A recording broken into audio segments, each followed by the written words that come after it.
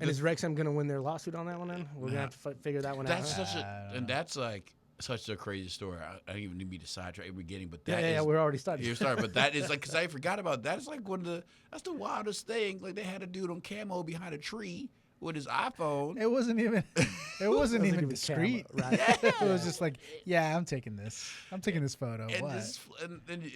Well, but I mean, at the same time, like you open your practices up, right? Like, people can come in and watch your practices. You have guests, you have special visitors come in, and you have these guys want a prize, are they going to come in? So you're eventually going to get spied on. I mean, that's going to happen. It's right? like whatever happened to just taking notes, my guy. Like, and not okay. We'll get to it. I know. I'm sorry. I apologize. As always, Barra Brava Brewing is a proud sponsor of Lumpen FC. You can find Barra Brava products in Life on Mars at Mars Community Brewing, as well as the Barrel in Pilsen. We do have a huge event coming up, the Barra Brava World Tour coming up, and Almost Informed FC is helping us out with that, with productions. If you want to keep up with all the events that are going to be happening for that, hit us up at Barra Brava Brewing Co. on Instagram, as well as 3160 Firm on Instagram. We will hope to get a Lumpen FC one started as well, so you can get your information there as well. But in the meantime, if you have any questions, hit us up at lumpenfcradio@gmail.com. lumpenfcradio@gmail.com. And we'll get you any of the information that we can on that as well. So let's get started. And let's go ahead and get started with the EPL ending up their season. Arsenal, of course, taking first place. Yeah. Shout out to JT because he couldn't make it. Yeah. Fellow Gooner. But yes, we did. With second place going to City and third place going to Manchester United. We kind of knew the way the season was going to end up. What was it, 2 weeks before the season ended, when City drew with, I think it was Everton. Everton, yes. And West Ham just didn't do their job to move Tottenham down. So Tottenham stays in the league just barely. Yeah. Literally just by a point. Aston Villa didn't do their job. Aston Villa didn't do their job. That's right? who did not do their job. Yeah. And West Ham did do their job, and Aston Villa didn't do their job. Yeah. And West Ham still goes down. And it got pretty crazy there at relegation at the end of the season, which was really the only entertaining thing there to watch in that last weekend. Yeah, the last weekend. Well, we did of the game. Also, I mean, we did have the potential with the six. I mean, you got Sunderland in Europe. I mean, the Bournemouth, the whole if Liverpool. Or maybe that's like if they would have finished with Bournemouth winning, or not Bournemouth. Yeah. It had to be. I think it was if Bournemouth had won, Liverpool lost, but Bournemouth was like the goal differential was like 6. Yeah, someone had to finish basically fifth place or whatever. So Bournemouth would have to have won by 3, and Liverpool would have had to have lost by 3 to get Bournemouth like a chance. Right. So the way the season ended up: Arsenal first, City second, third Manchester United, fourth Aston Villa, fifth Liverpool, sixth Bournemouth, Sunderland, and then followed by Brighton. Now this leaves Arsenal through Liverpool, first through fifth place in the Champions League, with Bournemouth and Sunderland going to the Euros, and Brighton hitting up that Confederation Cup. Now the thing is, this is pretty surprising though for Bournemouth, Sunderland, and Brighton, because this is good money for them. This is good money for a team. These are clubs that are not always at the top of what you would consider an EPL top 7, top 8 squads.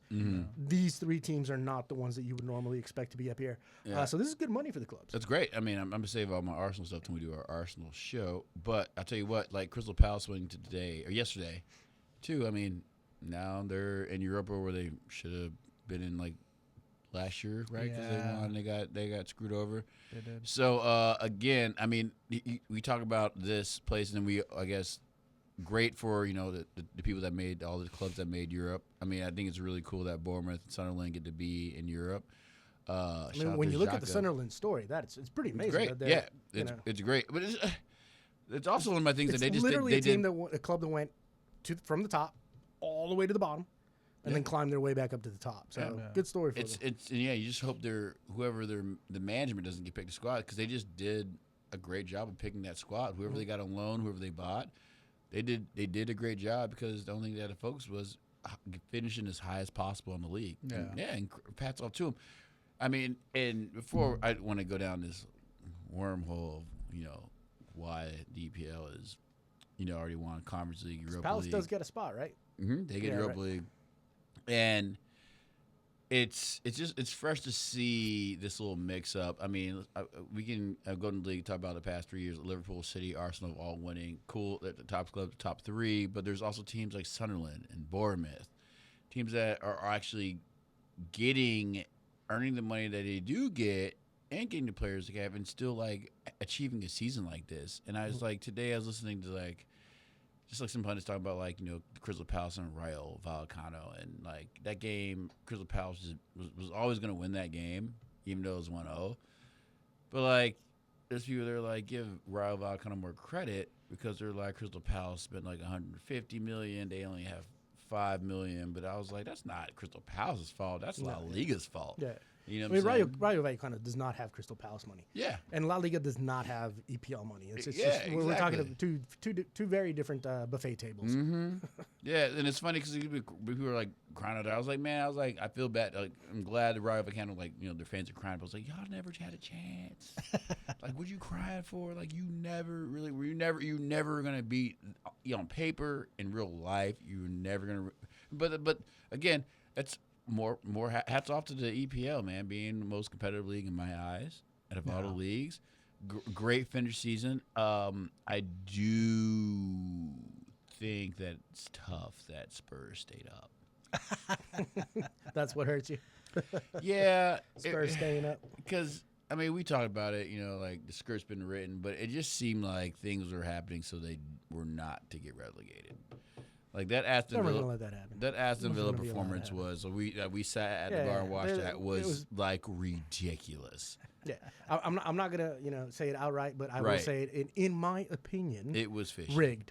Yeah, it's my opinion. It smelt a little coddy. Like that a little team- salmony, that white team- fishy.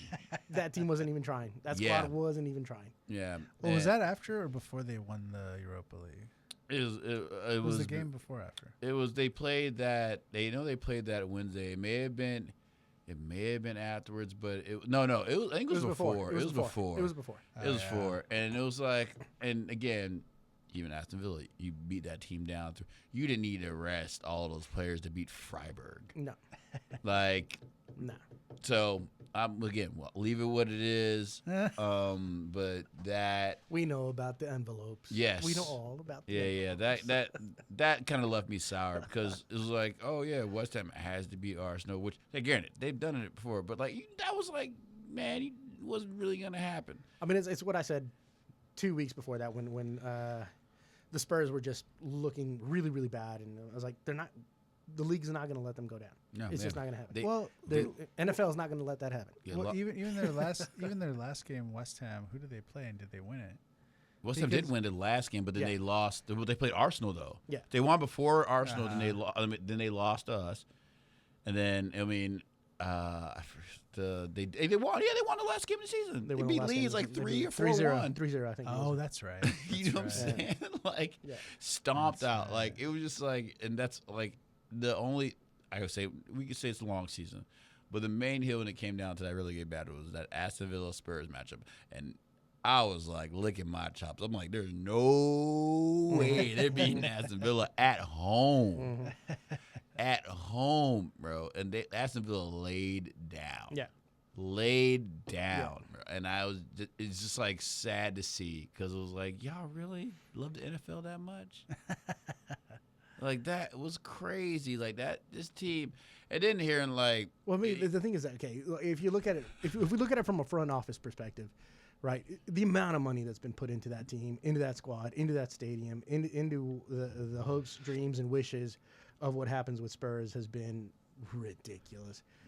yeah. And you're looking at teams like Brentford and Fulham and Everton and Leeds Sunderland. that do not have that kind of money, who just had a better season, who had better managers, who didn't have the dysfunction at the front office that occurred at Spurs.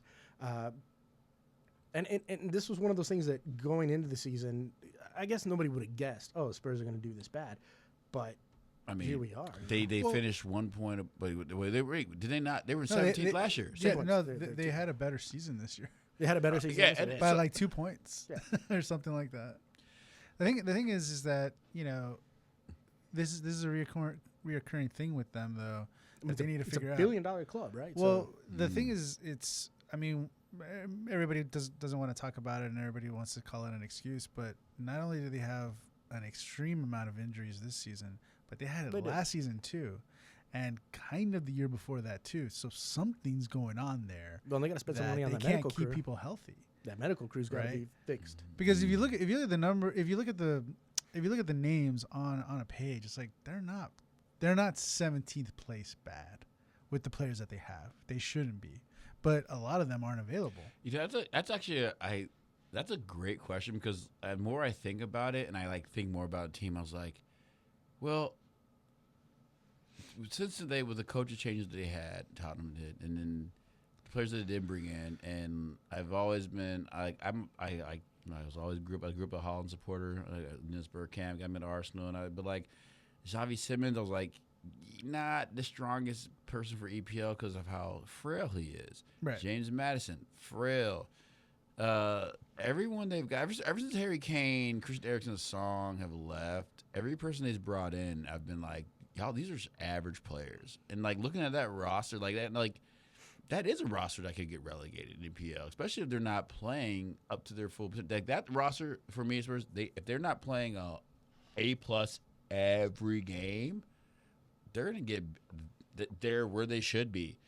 So like, I don't know, because they also play Champions League. Well, that's what I'm saying. Like I don't. It's a team. It's a weird team because it's a team that like finished 17th, but also won Europa League.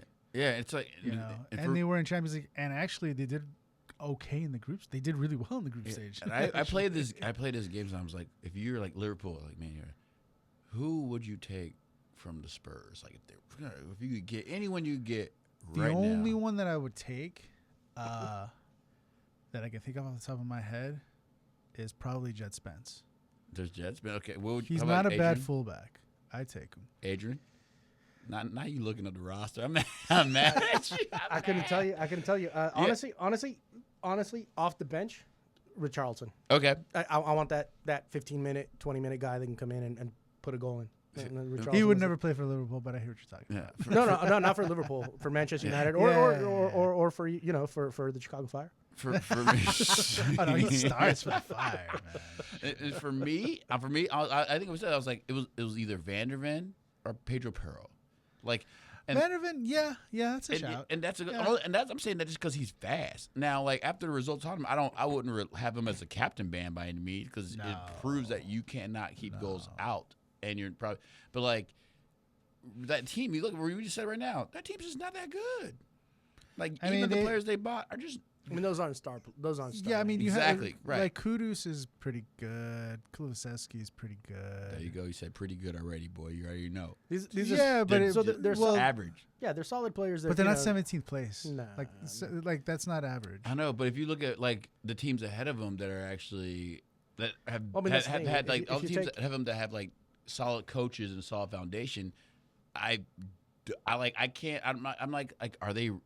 Are they really better? Who finished above them? That's the thing, though. So if you take 17th, if you take average players and you put 100 games in front of them, they're not gonna. Yeah, and Nottingham Forest beat them. Well, I mean, every TDP has that, but I'm like the teams in front of them. I'm like, I can't. So top right above them is Nottingham Forest, Palace, and Leeds. Yeah, I don't think any of those teams deserve to be below Tottenham. I think with the Zerbi, and if they can minimize their injuries, they'll be top 10.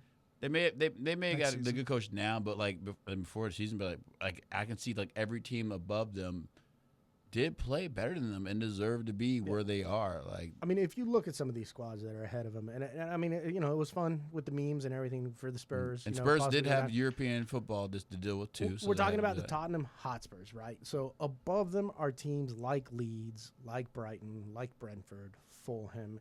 I mean, these are not teams that are expected to be above exactly. the Spurs. Like, it's just not. That's why I totally agree with that. I just feel like. But see, that's something that I had said at the beginning of the season. Where are we looking at a shift in what we believe is the top six? Because we always have our top sixes, right? And now the shift seems to be happening because you got Bournemouth in your top six. You have. Yeah, Aston Villa. I mean, Aston Villa is now consistently in the top six. I would agree. 4 seasons in a row in the top six? I would agree with that if it was like if the top 6 was continuously changing more than just one team, because it's usually like one or two teams that go and then come back, go and come back. Like, I wouldn't be at all surprised if next season Chelsea makes it back to the top 5, top 4. I wouldn't be surprised if Spurs might be a stretch, but it's possible. But the Arsenals, the Man Cities, the Liverpools, even the Man U's, those are always there. Those haven't. Really I can see Chelsea jumping back in next season. They definitely improved near the end of the season. Well, they had some losses there at the end. And now with Xabi Alonso, like, Alonso, they're only playing once a week. Yeah, but that's also another $1 billion squad, who's still scratching at to see what they can do to fix all the flaws. They're all $1 billion.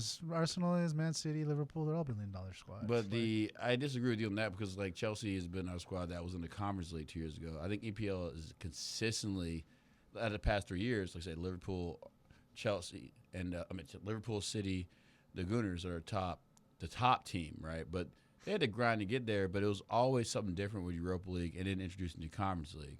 And I think it's been going in and out. But also, we have the league that, honestly, every little cup, you can actually gain something from it. So we do actually support the little teams.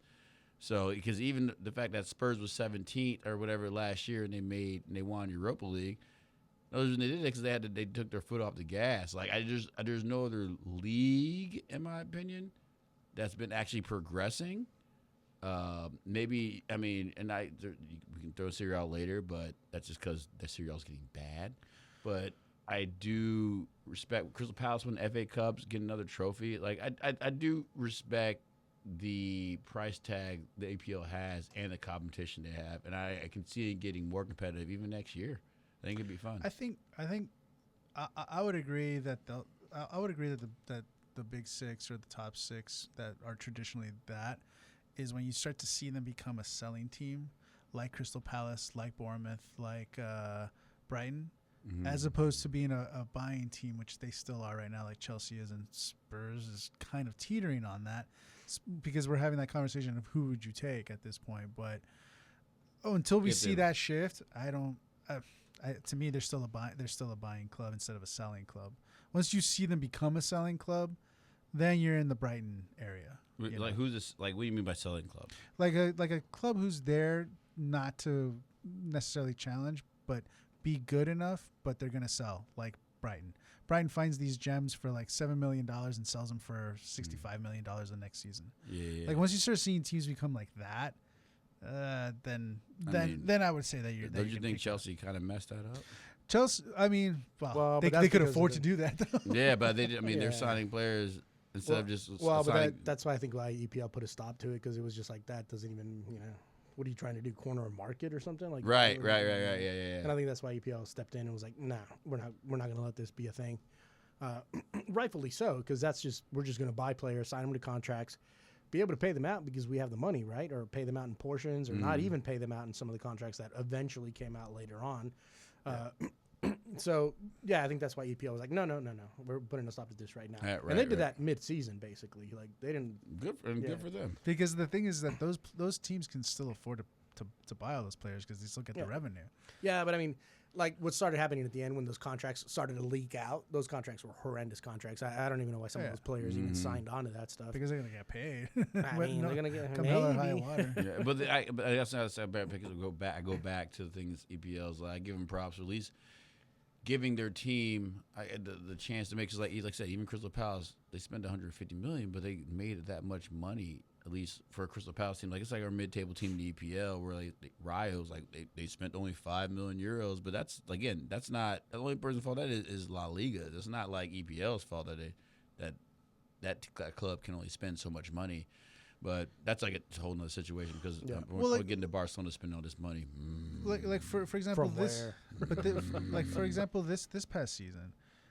One that, as an example, who's made that transition from being a selling team to a team that could be considered top 6 is Aston Villa. Mm-hmm. They have spent a lot of money. Yeah. But you're starting to see the fruits of that. Like, they're now I can't see them being like bullied into selling some of their players right now. Now they can retain them. Well, that was one of the issues. But Aston Villa, has always been known as that team that's up and down, up and down. And I don't mean that they're always going back down to the championship, but they bring in some players, they bring in some stars. That stabilization that they have now is recent. That's a recent thing for them. Yeah. And you have to have those episodes where you have those long runs, those good wins, and finishing in those tournament positions to be able to get that extra cash flow. And the more we see these Bournemouths and Sunderlands and Brightons sneak into those spots, I think the more competitive that this league will get. Now, it's going to come to a point where it's going to break, right? There's only going to be so many billions and billions and billions of dollars that one league can spend, right? To go after the best players in the world. And even then, you still have some rejections, right? Like Lamine Yamal is probably not coming into EPL. I mean, he's probably going to stay in Barcelona. Yeah. You have Holland. You have Holland that might leave to Real Madrid. We don't know. It depends on how much money is thrown at his way. It depends because he's got that. I mean, he's got a great contract, but he's got a long one. And that one's like 9 years or something? Something ridiculous. But the thing is, he just resigned, right? Well, but that's the thing, though. I think he resigned with the contingency that Pep Guardiola stays. Right. Yeah. Pep Guardiola's not staying. So maybe.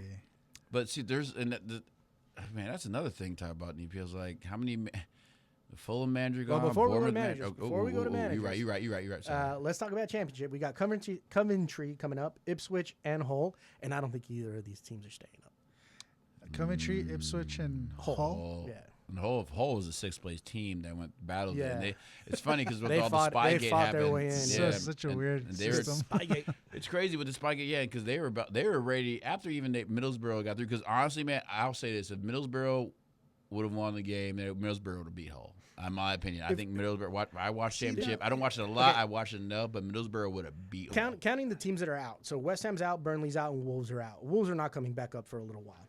If ever. Well, because Wolves but and now Burnley broke. Let's look at the other teams, right? You have Spurs, Nottingham, Palace, Leeds, and Everton. I don't see those three teams beating any of those teams. I think West Ham probably has already enough money West Ham's to come out. back They're up. done. Yeah, say, but they come back up. I mean, West Ham is because they can come up. Depends on if they get picked clean. Because if they start taking away some, but I think their stadium though is already like. I mean, they feel like the revenue is already coming in where they can actually steal. But so getting relegated. Getting relegated will trip that clause where the players are like, nope, I'm out. I'm not going to play. I mean, if they lose just Jared Bowen alone, they have which to. They will. Yeah, they have to. They need to. They need to sell him, and not for much. Like from what I understand, it's not going to be more than like 20, maybe 30 mil. I don't know what the clause is, but everybody, a lot of them have that clause where if we're down, I'm out. Yeah, everyone's like, Souček's gone, Bowen's gone. I mean, everyone's going to go. I feel like they should have enough money, but championship is tough, man. Championship's tough. They should have. It is very tough, and I know Wrexham's fighting to get back up into the top. Yes. So they're going to spend money, and they got capital. Well, there. And then, you got to think about too. I mean, with the championship, like it just could be completely a difference. Maybe besides Wrexham, none of us know who's going to be on what team. No, you know what I'm saying. You never know because they get all the good loan players first, and then they go to La Liga. But not a sneak on Marcus Rashford, but like just saying, like it's just like so like and I like watching championship is like it's just a different championship is like watching South American football, but there's no flopping, and those people are actually going those tackles hard body. It's kind of like going back in time from like the EPL, like maybe 15, 20 years ago. Yeah, it's very 90s. That's what it is. I love it. And I love watching no VAR. I so wanted Millwall to come up. Millwall blew it too, man. Like so, there's a lot. And again, all these teams that any of us that watch championship could be completely different next year because that's how it goes. And I mean, it's kind of funny. The funny thing for me is the man that left Wolves or left Middlesbrough, Robert Edwards, to go to Wolves just to go right back down to the championship, and that was always going to happen. Yeah. And then you go. It's like they use the thing that most of the coaches go to Chelsea now and say, "This is an opportunity I can't turn down." You could have turned that down. You could have turned the Wolves. Yeah, you should have turned the Wolves down. And look, now you're going back down with a team that could probably stay down for a long time. The Wolves are not gonna. They're not gonna be back up for a while. No, I don't think so. Millwall. If Millwall would have made it up, it was already an interesting question, right? Because they were already asking before, when Millwall was like at that first, second, third place, they were already asking Premier League board, like, well, are you going to let them up? Because their stadium only seats like 10,000 on a good day, 20,000 on a good day. Oh, wasn't who was the one that came up and went right back down like 2 years ago? The one that you had to like go through somebody's backyard to get to the stadium. I think that was Luton Town. Luton. Isn't that they had less than 20? I think they added a few thousand seats or whatever. They added a couple thousand seats. But now they're like in League One. To maybe make 10,000. People put some seats out in their backyard, some little foldouts. Whatever, man. I want to be that person in the apartment that I would never let go because I'd be that Luton fan over the stadium, be able to see, just be chanting at my apartment. Oh yeah. Now, when we do get back from the break, we will be talking about what's going to be the manager carousel that's about to pop up here in EPL. So a little taste of that beforehand. We have Xabi Alonso already coming to Chelsea, which is interesting, and there's been some bids out already for other managers to make their way over to Premier League. And with, as it is already Pochettino going to Italy, it's like fantasy football. I think we're going to see a big managers carousel coming up soon. Well, let's go ahead and get started with that. So with Xabi going to Chelsea, how do you guys think he's gonna fit into Chelsea? And I think this is like one of those dream squads for him again. He's got a bunch of young kids who are trying to get those contracts re-signed. He's got a big deep pool, right? The roster, I think, total in Chelsea was something like 38 names, 30 some odd names that are on that roster that he can pick. How do you think he's going to fare at Chelsea? It's dependent, because if history tells us anything, it's not going to go well for him. The only thing that he's got, because the idea that he's going to be the manager instead of the coach, that they're just going to give him all this freedom to do whatever, I'll believe it when I see it. Because that's never happened before, and I don't know why it would happen now. Well, it's not the modern game anymore. And also it's not modern ownership. And also he's going from a very similar situation at Real Madrid to Chelsea, where the people, the owners have no like patience. The supporters have no patience. They only know the recent history of constantly winning and throwing money at the problem and getting results, come hell or high water for it. And you've got a bunch of egos. So what's the difference? Why is he going from what he just came from and he didn't learn his lesson to something else, which is exactly the same thing? I don't know, but we will talk about it as soon as we get back. You're listening to WLPN LP Chicago 105.5 FM Lumpen Radio. You are listening to Lumpen FC. We'll be back shortly.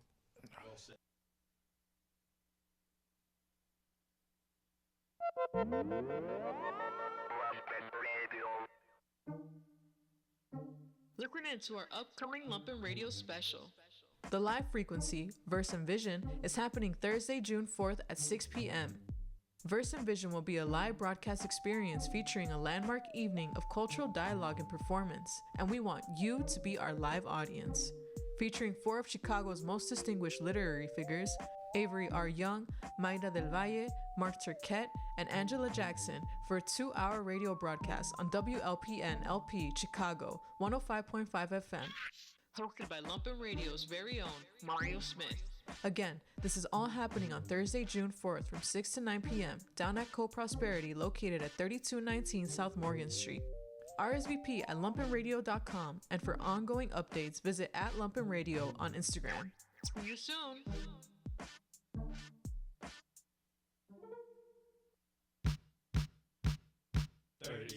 Promo. 30-second promo.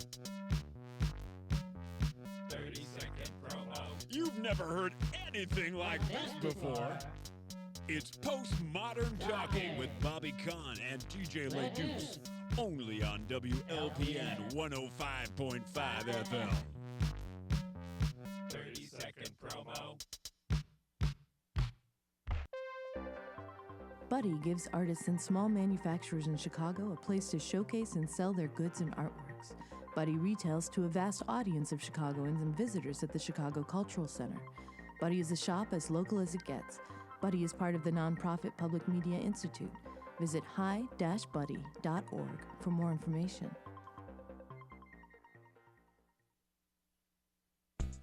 With threats of raids and immigration enforcement in Chicago, know that we all have rights, regardless of immigration status. You have the right to remain silent. You have the right to refuse entry to your home without a warrant signed by a judge. You have the right to speak to a lawyer. Do not sign anything you do not understand. The best way to defend our community is by knowing and defending our rights. This public service announcement was brought to you by Lumpen Radio. You're listening to WLPNLP Chicago 105.5 FM Lumpen Radio. You're listening to Lumpen FC. The Barra Brava World Tour is coming to you soon. Keep in contact with us at Barra Brava Brewing Co. on Instagram for any updates on those events, as well as 3160 Firm. And we will be posting those events coming up here pretty soon. We were just talking about managers moving around with Alonso going to Chelsea and what may occur for him. Now, you had mentioned that it might be the same scenario that he had at Real Madrid. Do you think Chelsea's going to have the Chelsea FO is going to be as impatient as the Real Madrid FO? Because Chelsea doesn't have the same pressure as Real Madrid. I don't think. I think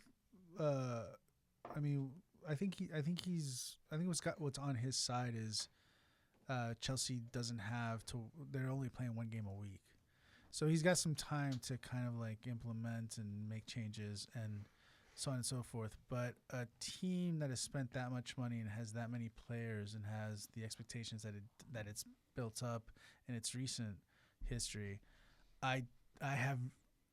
As long as I've been watching the EPL, I have never seen Chelsea supporters be patient, not once, to allow something to sort of like what happened with Arteta at Arsenal. That will never happen at Chelsea. I've never seen the supporters be okay with like, okay, well, we're going to be in 8th place for a couple of seasons, and then we'll be in 5th, and then we'll maybe be fighting for Champions League, and then maybe they're not going to do that. Since Abramovich came in and took over that club, that set of supporters, which does have an effect on what the managers and the higher ups do, whether they want to admit it or not, and it shows by the carousel of managers that they've had. Oh yeah.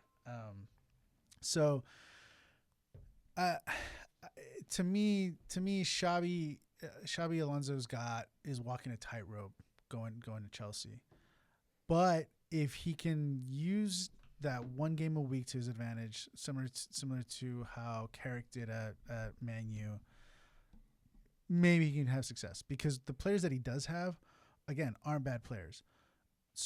Can he get them back to top 5, top 6? Possibly if the stars align. Injuries are minimal, so on and so forth. The question is how many. I guess I don't know if it's, but how many people are going to leave that team? Okay, and then also with that roster with one game a week, how are you going to deal with the people that aren't playing? That's a great point, because at the same time, it's a double-edged sword. Yeah, you're only playing once a week, but now you have to keep them all happy, and there's only so many minutes that you're going to be able to give them. Well, I think it's going to be exactly what happened at Real Madrid for him on his side of the story, where he came in. He was actually what he did at Leverkusen. He was very quick of like picking the players that are good for his style of management, good for what he wants to do. The only problem is that at Real Madrid he ran into Mbappe and Vinicius Jr. and Rodrigo, and you're running into names who make 10 times what you make. Whereas at Chelsea, the players might be making, but I think those players are more invested in what Xavi has accomplished, not only on the field, but off the field, and where he's coming from. Whereas the players at Real Madrid did not care one bit who he was. They did not care. Yeah. Because they're the new phenoms, because they're the names selling the jerseys, because they're the ones whose trophies are full of their names all over the world. So, I mean, just running into Mbappe alone has won how many World Cups, who's won how many championships with PSG, who won how many titles. He doesn't care who Xavi is. He doesn't care. Whereas the players at Chelsea, I think, are like, okay, this guy's definitely earned his, he's earned his rewards. He's earned his medals. Maybe it's someone that we should listen to a little bit, So I think he's got that going for him. I think you're correct on the fan base. Fan base at Chelsea has never been patient, and they're not going to be patient, and that's not going to change anytime soon. Yeah. was a hot take. I mean, and I was thinking, my brother commented on it. I was like, all these coaches say this, the quote unquote thing that all coaches say when they go to a bigger team. And I think it's an EPL. Oh, is there a chance I can't turn down? It's because, especially if you go to Chelsea, you can't turn down because you still get paid no matter how bad you do. Yeah. So we want to sit there and Javi Alonso, did he play for Chelsea? Right? No. No? Okay. Mm-mm. He So played for Liverpool, from Real Madrid, and Bayern. Right. So, like, my thing, it's like, I don't see him staying there at all. I mean, Enzo, the midfielder, he's already gone. He wants to leave. Bringing in Xabi Alonso, I just think it's another manager, and I think he should have just waited and bid his time because only team that are probably going to give him the Arteta time is Liverpool. Yeah. And that's it. If people don't see the blueprint of how you build a club or what Arsenal did with Arteta and dealt with the thing through and all what these pundits talk about, then they need to just be quiet. Because literally, he's going to go to Chelsea. He probably, if whatever goes wrong, even if they have a year when the players leave, if he makes 3 year, God bless, probably won't. But he'll still get how many million after he gets fired? They're still going to have to pay him. So it's a no. It's for him. Who's going to judge Xabi? Everyone already has a high. Everyone says Real Madrid was foolish for letting him go. So what if he goes to Chelsea and gets fired in 2 to 6 months? They're going to pay him however much money they're going to get paid. So, like, there's that aspect, too. Like, say if he gets there and goes, all right. I mean, in his mindset, he could be already fed up within a month and know that he's still got $7 million coming his way. I mean, the thing is that the possibility, and this probably won't happen because it's not like for like. But as a coach, if you get fired from one team and then you get fired from another team, you start building a Graham Potter kind of reputation, where it's like you end up at West Ham or you. To me, I agree with you 100%. I think Xabi should have waited because someone along the line this season, especially early on, is gonna get fired.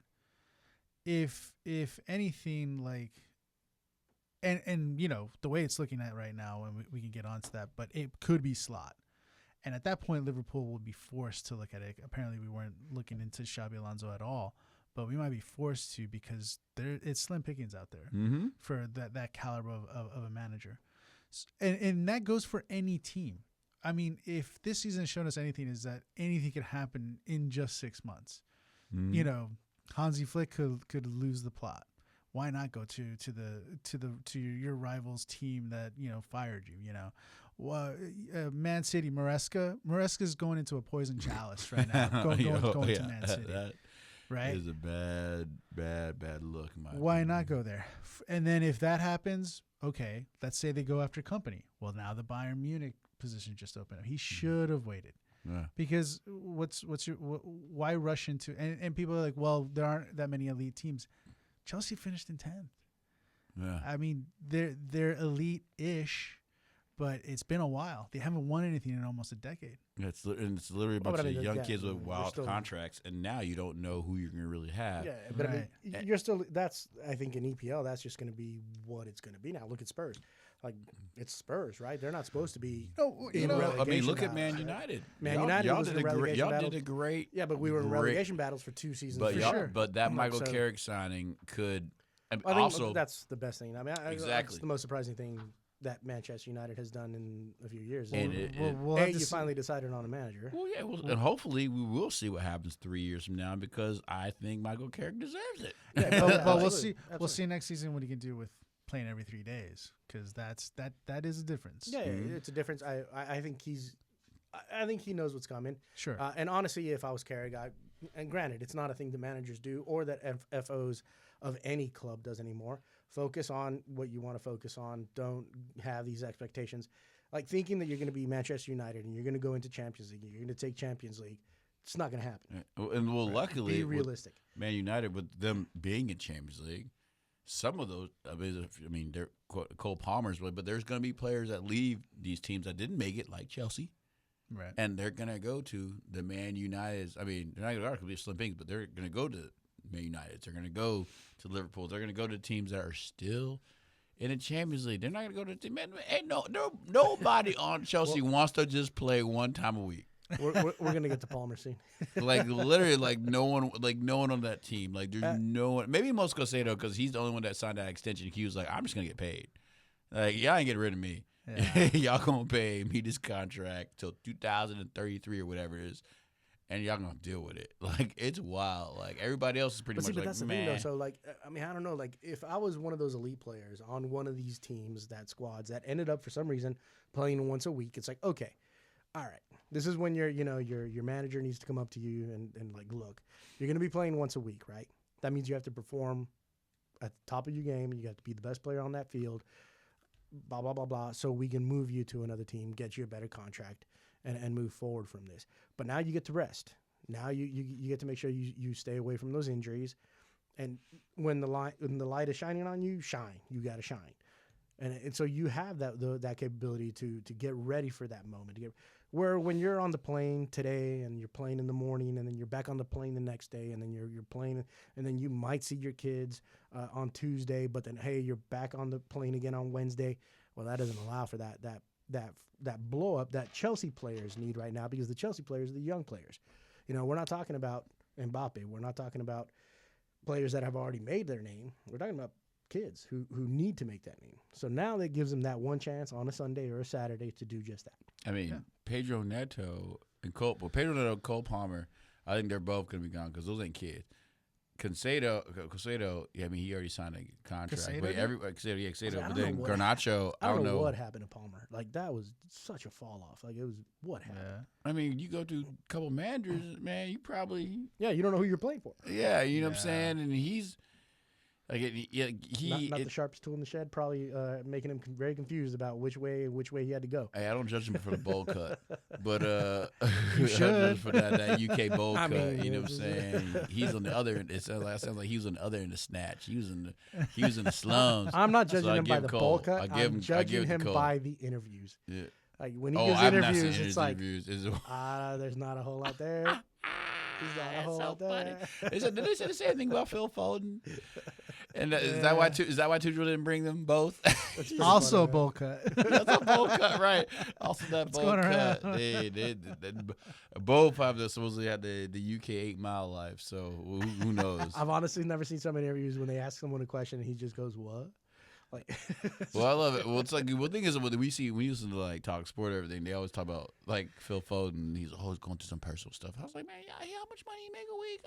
How much personal stuff he going through? But then there's like people harassing him when he went out and blah blah blah blah. Again, everyone doesn't know like the all of this, but it's like, man, like come on, like it ain't that bad. Like, you know what I'm saying? Like, you can separate yourself that much when you making 6 figures a week. Even 5, like you can probably figure it out. But it's which also like another thing. It's with okay. So when it comes to managers, one of the biggest changes is now going to be Pep Guardiola or Enzo in for Pep Guardiola. Yeah, Enzo Maresca. And what do we think about that? Like, I mean, do we think City's going to have? I mean, I mean, City's retaining most of their players, from what I understand, right? Contract wise. Yeah. So real quick, Arsenal may win the league next year because everyone just don't know what they're doing. Like Arsenal but we may go back to back just because there's so much change in these managers. Like, there's no way they're gonna figure it out on that table. I'm not. I think. Like I said, I'm not a little bit. I know, but we just make because there's so much confusion. First game of the season, they're gonna have like 5 injuries. Well, that's still fine as long as we in the league. But I'm just saying, we want to leave. But I'm just thinking, like, with everything going on, it just seems like with all the carousel, like. I know, like, we'll have a squad, but everyone else is. And you may win the league because at least your squad is going to be together too. Like there's 2 teams. There's only 2 teams I know they're going to have the players in the squad. Like Liverpool already just lost 3, or said 3 players leaving to contracts. They're going to have a new team. Our team's going to pretty much look the same. Your team's pretty much going to look the same, except maybe a couple players. But like, no, we got Casemiro out, so we need to fill that spot. Yeah, a couple players. Like you're not bringing in 5 players. Bruno's definitely not. I don't think Bruno's gonna be able to do 90 as much as he's gonna want to. I don't think he's gonna be able to do 90. We're gonna have to have a change. The defensive line still needs, even though the defense line did pick it up at the end of the season, we still need some help back on the defensive line, and I think we still need a stronger defensive mid lineup. So we like 4 players, right? 3-4 players, maybe. 4 players. I'd say 4 players. Okay. Not the dog on the team. Like, look, it is a half squad that's older. That is time. Hey, it's time for some MLS. Looking at you. And then the other squad performing well with Carrick, but they need to fill in those slots. So taking the league, I don't know. But again, a top 3 finish. That's my that's my expectation. All right, I guess on your my end, expectation this season was for a top 6 finish, which they did perfectly. Next season, I expect a top 3 finish. I do forget you guys didn't have in Europe this year. Yeah, You I are, did forget yeah. that. Yeah, I forgot that. A top 3 finish is my expectation for the league. If they finish in top 3, that's a good finish for me. The season after that, though, I do expect a run for the league champion. I give it to you. Y'all did a great. Y'all had a great. I mean, I think in general y'all had a great season. I was kind of talking y'all up. Maybe obviously I'm just like, man, use a team. And even the first game of season when we beat y'all, but it was like. Well, we didn't. I don't think we necessarily deserved to beat y'all. Because one of like, the things y'all that we really found good. under Carrick was consistency. Like, this is the style of That play. was This still is what we're Almiron. looking for to do. Like, it was one of those things where, okay, this is exactly what. Even Casemiro, who was looking like he was just done with it, fell back into place and was like, okay, now I see what's expected of me. Now I see what the stability. The players finally found that stability under Carrick, and I thank God the owners realized it. So now that consistency just needs to stay there. I mean, it's just. I don't know why it took so long for everybody to realize that it's a 4-2-3-1 counterattacking system that Ole Gunnar Solskjaer left behind. Yeah, and then it's the instead of exact same- and instead of having Who Ronaldo got fired. and instead of having That was just- McTominay and that was Fred just as your greed. double pivot defense, you actually got 2 defenders who actually can defend That's in the midfield. And I also think that's That's one. it. I also think that's one of the things. And I'm not gonna know if it's Ineos that did this, but I think eventually the front office realized, you know what? If we stay out of this team is gonna come together. I mean, Carrick, You know, and then Carrick you coached haven't heard, under. you haven't heard anything from Ineos. You haven't heard anything from the Glazers. You haven't heard anything from the front office because they eventually realized, you know what? Let's just let Carrick do what he has. Carrick was an assistant coach to Ole. He Yeah. came in and was like, just do that. I mean, That's what we were yeah. doing almost 10 years ago. Arsenal was like we Arteta. Arteta was damn near a coach anyway. Yeah. He was when he came to Arsenal, like when he scored that last goal when we played Man City, like he was already like you could tell Arteta was already like shirt tucked in every day, like you know what I'm saying. Like he was already a coach. When Man City got more coach experience, and he came in, and it was like I was always so nervous when we finished like 8-8, and then went 2-2-2-1. I was like, or was it 8-8-2-2 whatever. But I was like. At one time, we were in like 17, 18 places. I was like, man, because we didn't give Emery a chance. As soon as he gone, right? And I was just like, And he just won a trophy. and I'm just sitting there, and I was just like, yeah, right. And I was just like, come on. And he got us to the final too. It was Yeah, like, he did. yeah, I mean, I was just like, we gotta give somebody a chance. And even when Yeah. and I could see Arteta's vision. The fan base did not like Emery's Yeah. style. Like it was just not because it wasn't an Arsenal style. And my of thing was, play. I didn't like it either, but I also was like, we got to give time to build to the style. And that's what we did to Arteta. Literally, I was like, we fired this guy, and I was like, then what's the point? Like, there's no way to build a system if you don't give time for them to build the system. Yeah. Or if they don't have the funds, because, like, especially with the Arsenal thing, was always like, they're always waiting. We couldn't spend this yet. We're paying for this. We can't spend that much yet. We're paying for that. You know what I'm saying? Which, down the long run, we're not worrying about PSR. We don't have any charges floating over or asterisks over our titles because we waited and it finally came to glory. But again, that's not everyone's mentality, Yeah. and I think that is, in my opinion, the way to go. Like I said, I hope Carrick stays in Man U for a while. I hope Xabi Alonso and Chelsea realize that after the first couple of weeks that it's not working because Chelsea's probably going to be a bad squad to work with. And maybe he just waits for the Liverpool squad. Like, it just like the connection, you need to have the connection with your club and with the fans, because the fans, every Liverpool fan wants Alonso. There's that'd be no crazy. That'd be Liverpool crazy. fans that do not want him. But that'd be crazy though. Like, let's say he performs at Chelsea, does well, he puts them in the top 6, puts them in Champions League, and then is like, bye, going to Liverpool. That's it. That's a big, I mean, that's it. I mean, that is a big if. But like, none of us have seen that yet. Like, we've seen the hometown boys have actually been behind the scenes that There know will the be system. Riots. Well, I in mean, going back London. to that, I mean, one of the other reasons going back to Xabi Alonso why he should have waited is because what you're talking about, how all Liverpool fans want Xabi Alonso to come in. Slot's got one last year on his contract, and it's not getting renewed so far. and it's kind of weird to go into a season without having a renewed contract on your last season. And he's got 3 big players to fill in. Right. So right now it's And he kind of spent like a lot of money last summer. Oh yeah, I mean the expenditure of the money is one thing because we didn't spend for 3 windows before that. So I mean, it was Liverpool's got the money. Liverpool's got the money. no. Yeah, I'm not worried about the money. It was negligent that we left 3 windows without doing anything. And not only was that, with dumb. these 3 players off the roster, that's Right, more right. bank. Yeah, that's more bank. But let's say if Slot just has an okay season, or by the winter window, we're gonna know whether or not he's gonna keep his job. Right. So he could have waited until then too. I'm just being biased. The truth is, Xabi Alonso, I wish he'd have gone anywhere but Chelsea. I think everyone kind of felt that. It was kind of when I remember seeing that, I was just like, "There's no way, man! Like he just went through what he just went through. There's no way he's gonna go over there."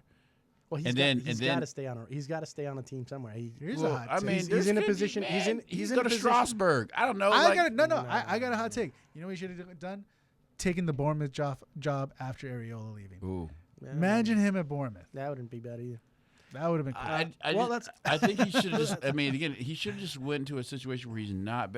Like you said with the Real Madrid thing, and even Real Madrid fans are like, "Yo, like," but the drama that was going on with them, it's still going on with them. Like, for Real, I honestly like the way I look at that Real Madrid scenario. I honestly think that he's the one that realized this locker room's gone. Yeah. I don't want to be here. I don't want to deal with this because he likes to coach young players, but he doesn't like to coach children. And that's what that locker room is. It's a bunch of children. So he was just like, you know what? I don't need this. Well, and also there's a little soup pot. There's Oliver from Crystal Palace, Fulham manager, Bournemouth manager, who's not even going to AC Milan because Poch is hopefully going over there. So where's like Areola going, there's so many Leverkusen's done things. So there's there is, and the thing is like there's a lot of clubs that are snatching these people up. So it's like, That's true. Again, I think Xabi Alonso just like I honestly think he was like, oh, this could be fun and I can get it paid regardless if I don't like this. Yeah. Like he could literally be like, he's doing an internship at Chelsea. yes, yeah. I mean that's basically a residency at Chelsea. I mean that's literally what every manager did last year. Yeah, or, no, I'm fair. saying It's either that or Spurs. And then they still got to pay Liam. You know what I'm saying? They're Yeah. gonna have to pay all these managers that they let go. I mean, Tottenham has to pay that Igor dude. Sure. They got to pay Thomas Frank. Uh-huh. And then they also, on top of that, they got to give the bonus to the homie that kept him up. So he got a bonus for keeping them out. So like, De Zerbi, yeah. yeah, you know, like so. Yeah. It's slim pickings, man. You got to like. It really is. As we continue to talk about the coaches carousel, let's move over to La Liga. At La Liga, the way that ended up was with Barcelona up at the top, of course. We saw that one coming. Real Madrid in an embarrassing second place. Villarreal in a very, very surprising third Came place. back because they had a rough mid-season. Xavi should have gone to Villarreal. Now would have been. I'm just that'd been gonna fun. keep saying, yeah, it would have Now, been. actually, Hey, Xavi at Villarreal would have been sweet. very. Atletico Madrid with also an embarrassing fourth place finish for them.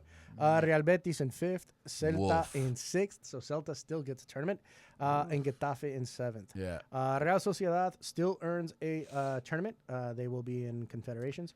And getting dropped out, Mallorca, Girona, and Real Oviedo. Yeah, they came up and went back Yeah, down. Man. teams that come up that went down, and that's usually how it goes in the Spanish league. I am very, very surprised with Villarreal finishing in a very, very strong third place with those 72 points, well ahead of Atletico Madrid with 69. Which I mean, it doesn't sound like a whole lot, but in La Liga, 3 points, that's big. yeah, it was Villarreal. I forget. Were they in? They were in Champions. They're And in they, Champions. were, they were terrible. I know. I It think they wasn't ended good. up like second Okay, to last. thank you. Yeah, it I'm wasn't glad a you good said that match. because I was like, man, La Liga. I was like, dude, maybe Which- Champions League needs to be just 8 teams. Which this Champions is League, wild. this is ridiculous. I The amount of agree, teams that are in Champions League. 100%. Now, here's the thing with Villarreal. Real Betis. Had Villarreal not really concentrated at all with Champions League, I think they would have put out some of those injuries and put out some of those tired Yeah. legs and maybe taken a second or first place Well, they in La were Liga. they were pushing for a while. They were. Who? to get to Villarreal. Villarreal. Yeah, Especially they were in the first, Yeah. they were in first place for for a better little part of bit. like They 2 were- months, 2 months time. Yeah, they were always right behind, like 2-3 Yeah. points behind Barca and Real Madrid for a good distance. And it was once those tournaments started, once Yeah. the Kings Cup started, once the Champions League started, that's when they started to wear thin. Yep. But Villarreal does not have the money that Barcelona or No. Real Madrid have. Not You- even you, close. You know what? Not What's even close. which we're talking about money because apparently Barcelona doesn't have any, but regardless. Well, they don't what's have any, the- but they do. Yeah, somehow. what was the point difference between second and third? Barcelona finished 7? with 94 points. Second and third. Yeah. Real Madrid with 86. Villarreal with 72. So 6. So here's my No. problem. More than 6. And I was listening to some of the pundits today, and they're like, again, 14. talking about the Conference League final and how Rayo Vallecano, like Crystal Palace had 150, and blah, blah, blah. Rayo had $5 million they spent, and everyone's on loan. Like, I was like telling the Barcelona fans, and I'm just kind of like, I get on my heart, but La Liga is so rigged, and they need to figure it out. The fact that Barcelona is on pace right now to probably win the league for the next three leagues, because some reason Real Madrid Easily. seems like Real Madrid seems to be the only team that wants to that has money. It seems to kind of follow the rules, and Real this team, Madrid? Real Madrid kind of. Oh, no, we I said don't kind follow I said the kind rules. of, No, but we don't Barcelona just like have the whole thing come out today with Anthony Gordon and Marcus Rashford and supposedly trying to sign Julian Alvarez for 130 million when they literally had no money. Literally, we're trying to sign people, and it's just wildly crazy that they just really want Barcelona and Real Madrid to be the only teams to win anything in La Liga. It's sad. It's sad, and they're like, oh, right, if it comes to $5 million, that's not our fault. They only have $5 million. But here's the thing, though. It's like, okay, here's the issue. I don't know how much La Liga actually wants that to occur as much as Real Madrid and probably Barcelona force it to occur.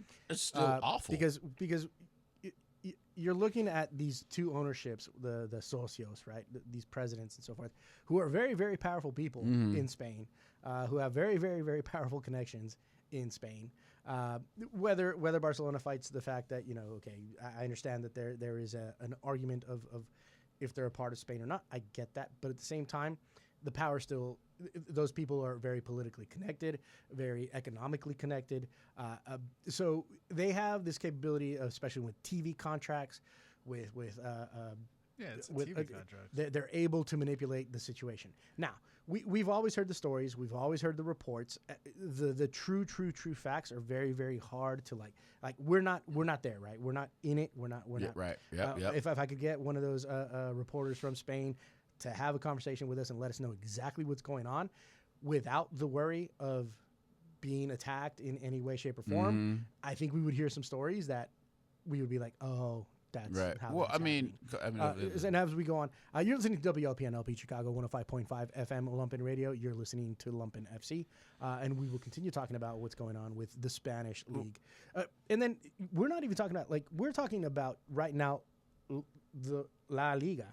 The leagues below that, it's even worse. Yeah. Like it gets worse and worse and worse and worse. So to have that structure where you would think that those lower teams would come up, good luck. I mean, they had that whole thing a couple years ago, and besides them, like even if the Barcelona's they struggled with registering players, and then they had a thing that came out where they gave $15 million to the referees for advising, no one's doing that in any other league. The audacity to say that, we don't have any of the evidence of that. We have the checks. Yeah, we have copies of the checks. Yeah, and then it's like, so, and with that, it's like, so what is, why? And even Atletico Madrid, will never, I had a joke with a Barcelona fan that came in the bar. I was just like, can you put the game on? I was like, why?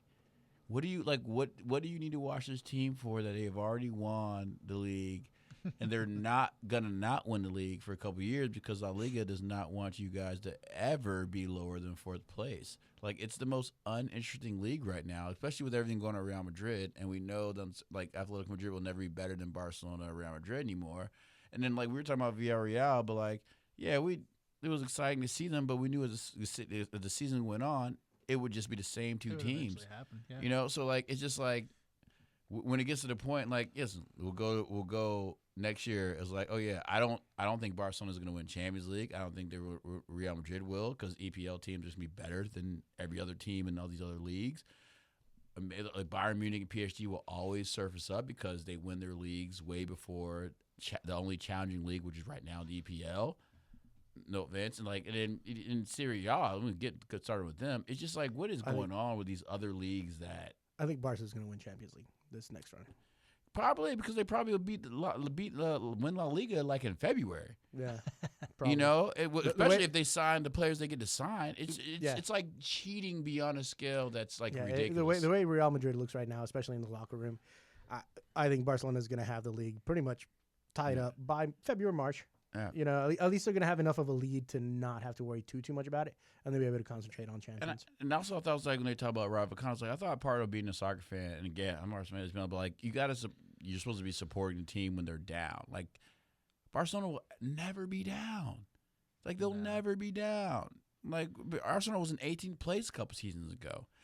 That will never happen to Barcelona. Yeah, I mean, because they won't allow it. I mean, those two teams are the bread and butter. Like they'll lose so much revenue and a lot of eyeballs on TVs, and however that translates into money. Yeah, if those two teams are struggling or they're not doing well, I think the Saudi deal is big of a draw. When the Saudi TV deal came in, which was with what was the TV? It was the channel beIN Sport. beIN Sport.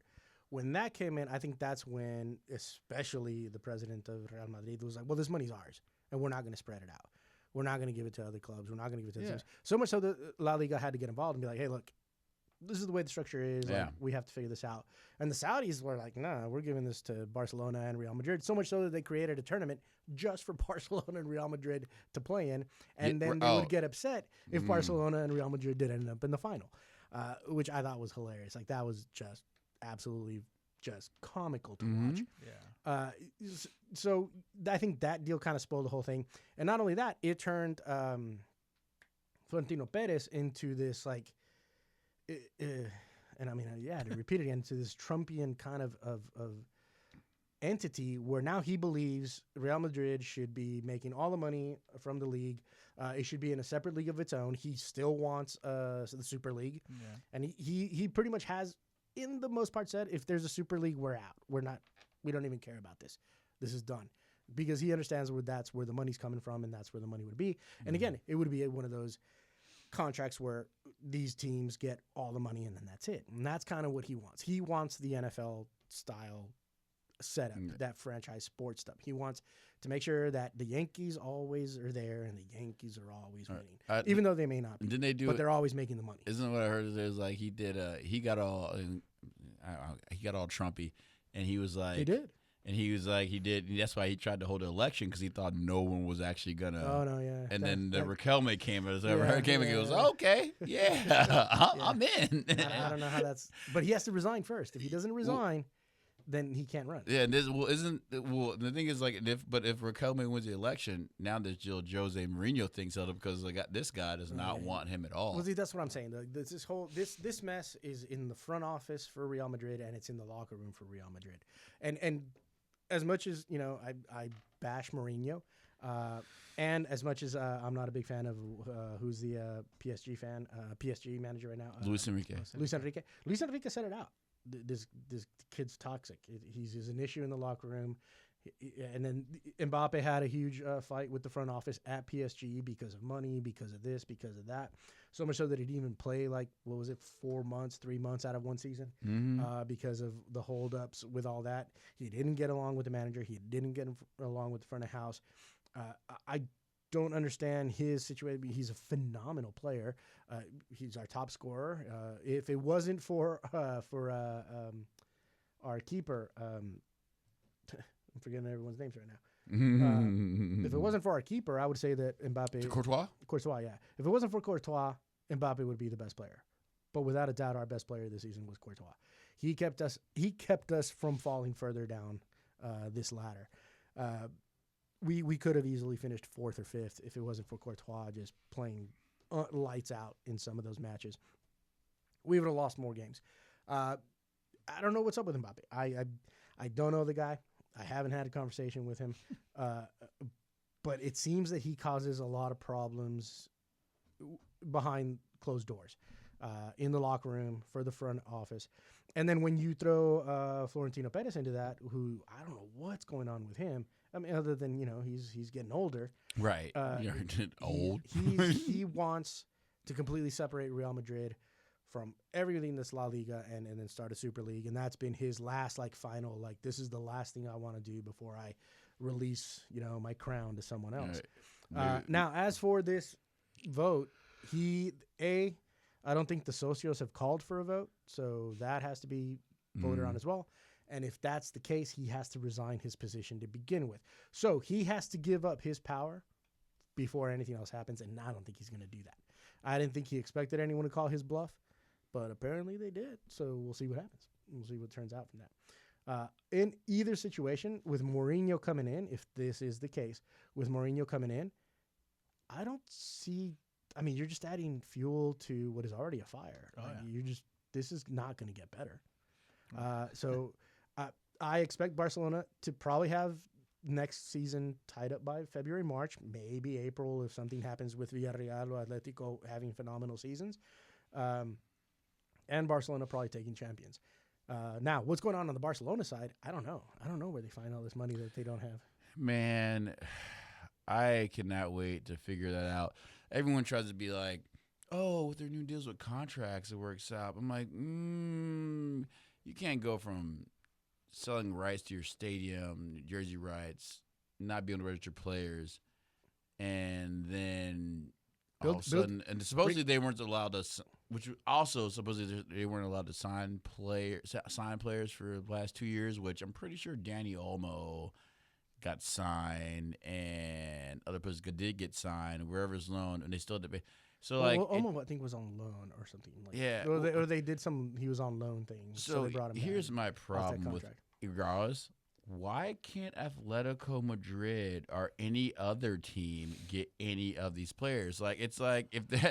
If Barcelona's messed up and they can't sign anyone, why are you trying to go out the way to wiggle their way so they can sign? Why be like, yo, go to another team? Because honestly, nobody grows up wanting to play for Atletico Madrid. Well, I think one of the issues one of the issues at Atletico Madrid is Cholo, because he plays such a defensive-oriented style that look at what happens to the strikers that they do get and the attacking midfielders that they do get.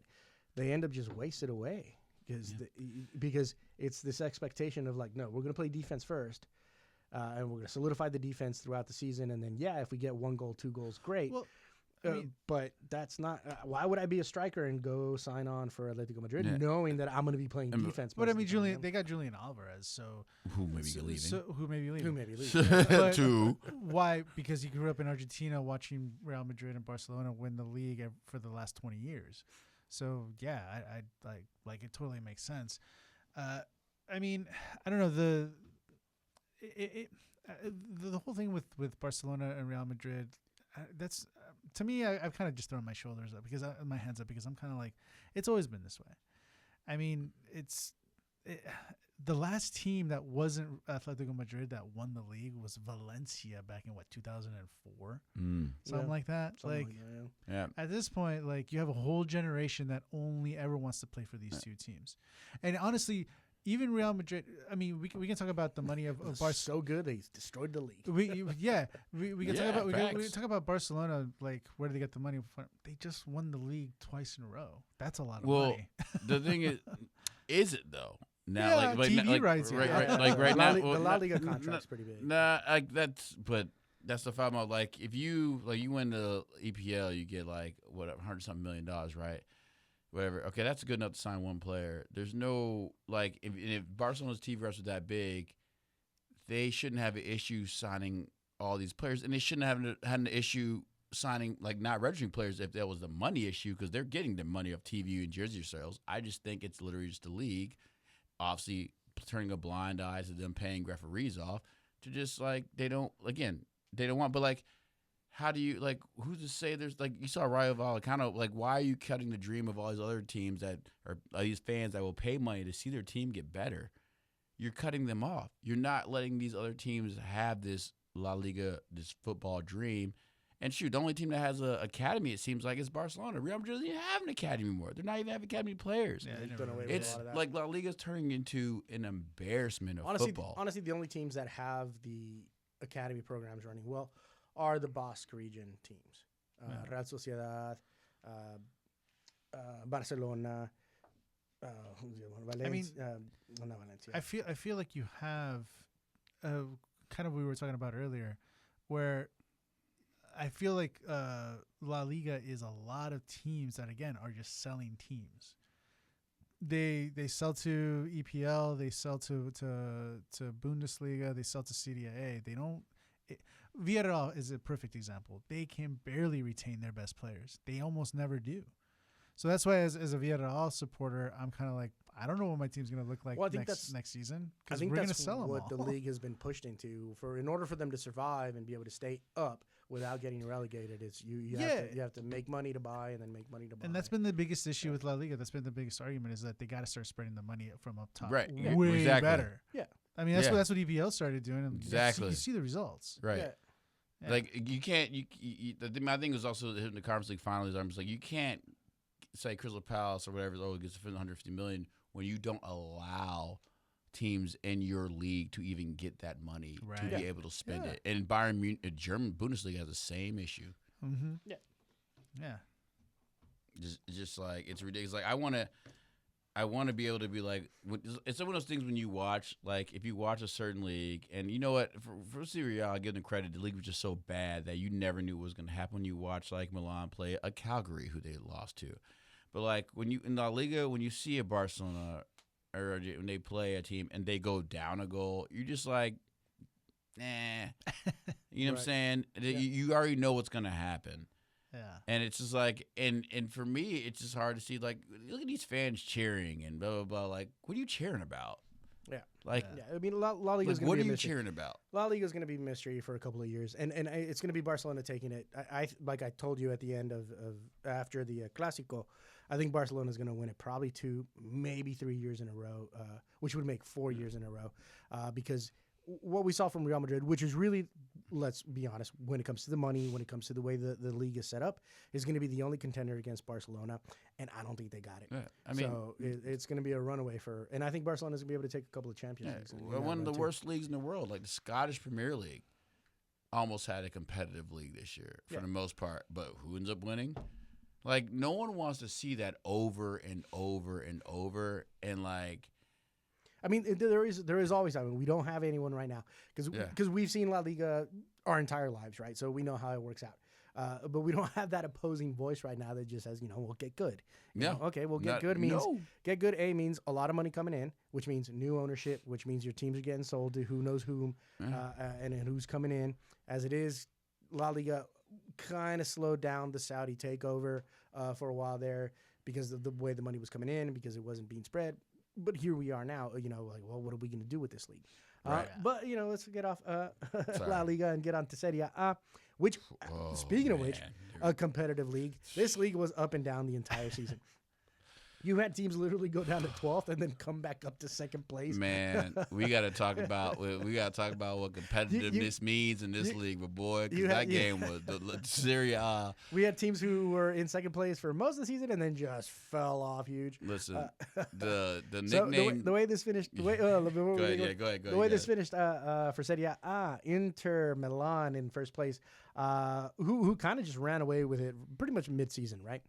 With 87 points, followed by Napoli and Roma. And Roma was fighting in like 12th or 13th place. Bro, like this. Up until like 5 weeks ago. This table says so much. Like, even like Inter winning. Cuomo, fourth place. Como in fourth place. And AC Milan stayed in the top first and second place for most of the season, just falling off into fifth place. So did Juve. And Juve as well. Well, Juve had that weird thing where they started off really, really bad. Where were they like fighting relegation at the beginning of the season? Not fighting relegation, but close to relegation. And then coming up and down. And then finally just settling into sixth place. Juve has had a tough couple of years. Tough 3-4 years. Literally the only teams besides Inter Milan and Como, their managers, I'm pretty sure every other team in the Serie A had beef with their managers, all kinds of things going on. There was Like, you never heard anything about Inter Milan.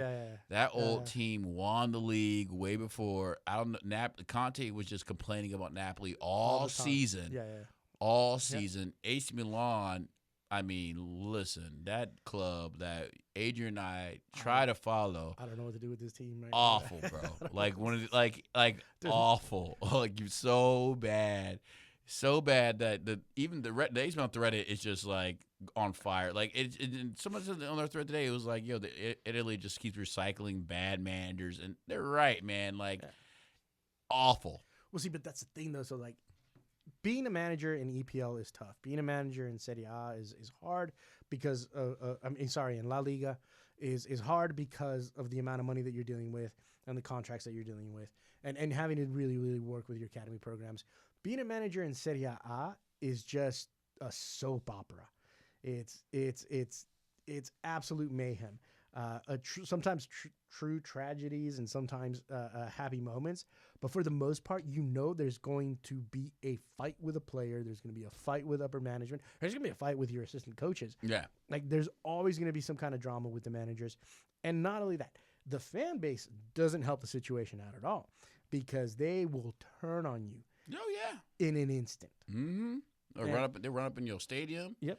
Right. It's like, and you wonder in every player that he's been on, it's like, they're like, oh, we don't know if they're going to be there happy. Like, no one's been happy at these clubs, man. Like, Como came back. Again, shout out to Como for what they got. Like, these clubs right now, AC Milan, the Comos, Juve, there's like all these, you hear everything, all these players, right, are just kind of like, all the star players want to leave, want to go. Or the star players are smart, are like, I'm just going to stay here and get paid because I like Italy. Italy's beautiful, the women's beautiful, the food's great, and I can do whatever I want here because just the Ibrahimovic takeover at AC Milan in and of itself is a story that they're going to write books about because that was some gangster style mess that occurred there, and he just came in and this is the way this is going to go down, and he literally had to throw certain owners and presidents and so forth out of their positions. That story alone that was happening in the front house, which was over the last 2 seasons, in and of its own is going to be a great book to read. Yeah, and I can't wait till Ibrahimovic writes it so we can see what it is he did. All in the third person. It's going to be great. Because in every interview that he's had so far, it's just been like, no, you're going to do it my way, and then that's the way it's going to go down. Yeah, you're going to do it. You're going to do it the way the lion wants it. Man, I mean, maybe they should have. Like, it's wild. It's like, it seems it's only thing I got out of Serie A was just more. It was stuff about Christian Pulisic and who he's dating, and whatever it is, and Leal being upset. Is he MAGA or and not? Blah, blah. Is he MAGA? Yeah, doing Trump dance he didn't know about, which another thing. Dance. It's I wouldn't want to coach USA team either. Like, all the USA players that went there did horribly. Serginho Dest, awful. Yeah. Tim Weah was there for a little bit, got loaned out. Musa's not even on the national team anymore on the radar. He's been so bad. CP, people keep crowning him the American GOAT, and he's not. But whatever it is, you can see that AC Milan, he's been falling off. Yeah. It's. I mean, the only consistent player that AC Milan had this season was Luka Modric, and he's 40. He's 40. They had to like literally roll him out on the field. And then he said at the end of the season that I may not want to be here anymore. Yeah. Like, when a 40-year-old man says he may not want to be at your club anymore because he may want to play in Europe or want to try with someone, that's when you know it's bad. Yeah, this is a man. No, it's bad. This is a man who's probably going to get a statue outside of the Bernabeu. And at AC Milan, he was like, "What is this? Yeah. No." And then he still played great. Yeah, you can always come to Chicago so Fire. He still played great. Well, I would take him over Robert, but whatever.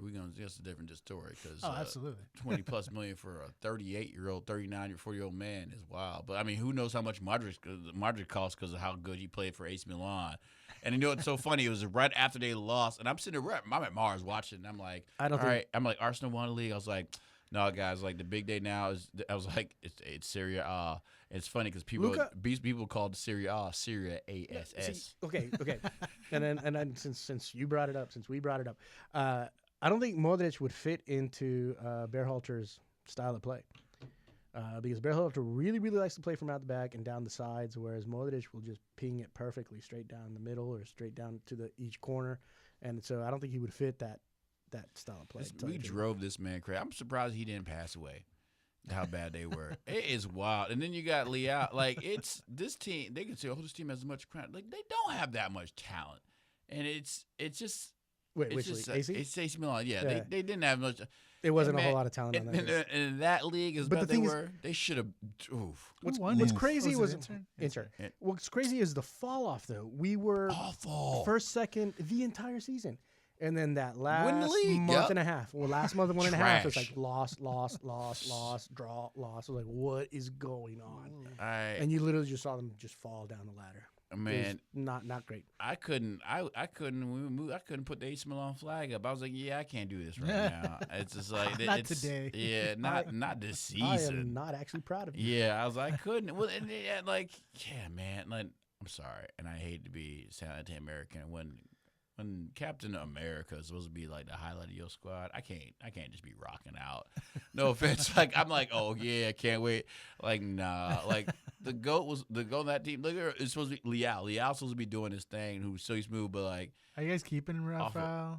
Man, I don't know if anyone wants him because how bad he played. Oh, I made a joke on the thread. I was like, we should probably see how we can get him on a discount because he was bad, but also he looked like no one looked like they wanted to play. Like no one looked like they wanted to play. The team was done. So The manager was is it done. a coaching thing? Is it a manager? No, I think it's a front of house thing. Okay, And they fired everyone. See, but that's the thing. You weren't here for that. You went to the restroom. Ibrahimovic took over the club, right. and it was a very it was a takeover by force. He brought in his guys and kicked out all the other guys. So I think there was kind of like a what are we doing? Like, are we all gonna have jobs? Are we all gonna stay? Like, what's going on? And Ibrahimovic is who he is, so you don't know what he's gonna do. And I think that kind of unsettled the whole thing. I think it will come back online, but I don't think this squad is going to survive this. I think half this squad is probably gone. Yeah. And then we'll see what happens with the manager. We're not sure if he's going to bring in his own managers or if he's going to go down and manage. Bring in Mourinho. He's going to go down. I don't know if him and Mourinho get along anymore. Since the last time they had their little fight and their breakdown, it was just weird to watch this team crumble. In the meantime, with Como finishing in fourth, which is good for them. Roma working their way back up the ladder. Good for them. I think this league next season is going to be worth watching. It's going to be very interesting. And speaking of which, some of those U.S. players that were playing in Italy and in Spain, being called up to the squad over the USMNT. Let's go into what would be the tournament that is coming to the United States here in a couple of weeks. Starts June 11th. The World Cup moving into Mexico, I believe, is the first game. Let me make sure I'm not getting this wrong. The United States will be playing that second game. I want to get the first game scheduled here for the World Cup. And World Cup schedule, yes, starting on Thursday, June 11th at 2 p.m. You're going to have Mexico versus South Africa. And that'll be starting off with Group A. After that, at 9 p.m., quite a difference, you're going to have South Korea versus Czechia. That is going to be a pretty interesting start to kick it off. And then Group B will get started on June 12th. The following day, that'll be Canada versus Bosnia and Herzegovina. And then USA versus Paraguay at 8 p.m. Please follow us at Barra Brava Brewing Co. We will be posting a calendar of events for you to be able to see what we do with this World Cup and any of the things that we might plug into it. One of the things that we do want to make sure is that everybody realizes that what we're trying to do is work with the community and bring the community together and have a good time. Well, let's go ahead and get started with what you think Mexico-South Africa is going to end up like. Oh, I don't know. I mean, the thing is that I haven't been watching. I haven't been watching a whole lot of international. I mean, at least not CONCACAF, because I just don't care. It's just The done. This is thing- done for you. I mean, I've seen a little bit of Mexico because that's who I support, but nothing that I've seen. At least this last time that I saw Mexico play, maybe what was it, like maybe a week ago or so, during a friendly, I thought, oh, that looks fun. But then I saw the opponent, and I was like, well, yeah, like they should be playing like that against that team. But nothing has shown me from any CONCACAF team that they're gonna contend or be a dark horse or anything like that. Nah, not from a CONCACAF team. I So just don't see it from CONCACAF. So as far as that game goes, my expectation is Mexico to win that game. Do you think CONCACAF team is going to get out of the brackets? I mean, sorry, out of the group stages. See, the funny thing is that I would say Mexico for sure, but Mexico always struggles to get out of the group stages, even with a good team. Yeah, they struggle. So yeah, one of them will have to, because if soccer is rigged at all, at least one of the teams from the host that would be nations is good. going to have to get USA's getting out. USA's getting one out. of them's going to get out. Yeah. So for sure. But what I have seen, moving on from, like, if we're talking about the World Cup in general, I think you do have your usuals. I think that are still strong. You have France that I think is still up there. I actually think I like what I've seen Nagelsmann doing over at Germany.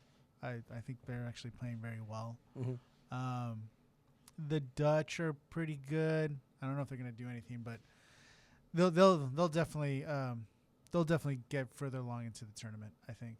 But I think you're going to have your usuals. I couldn't tell you what a dark horse would be, like a Croatia or something like that come out of nowhere. Right. Oh, one of them African teams, bro. Hopefully. Yeah. Yeah. I hope so. Yeah, I think one of the African teams could sneak up on people. I mean, I could see Senegal, maybe Morocco, the usual, like that. Which we still don't know who won the African Cup of Nations. That's still up in the air. Yeah, did Ghana make it too? The team that won didn't get the trophy, right? Yeah, Senegal, Morocco. Yeah, I think Or the team that Senegal legally won didn't win the trophy or the game, right? Something like that. Yeah, something like because that. Morocco lost, but they claimed they won. But Senegal had the parade, so yeah, that's With who the wins. trophy. That's Yeah, how you that's know who who won. wins. Yeah. that's how you know. The one Whoever who got the parade is the one. We'll talk a lot about the World Cup coming up next. You're listening to WLPN LP Chicago 105.5 FM Lumpen Radio. You are listening to Lumpen FC, and we will be back shortly.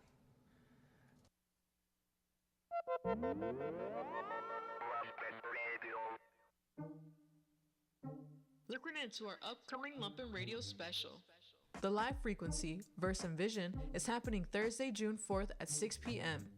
Verse and Vision will be a live broadcast experience featuring a landmark evening of cultural dialogue and performance, and we want you to be our live audience.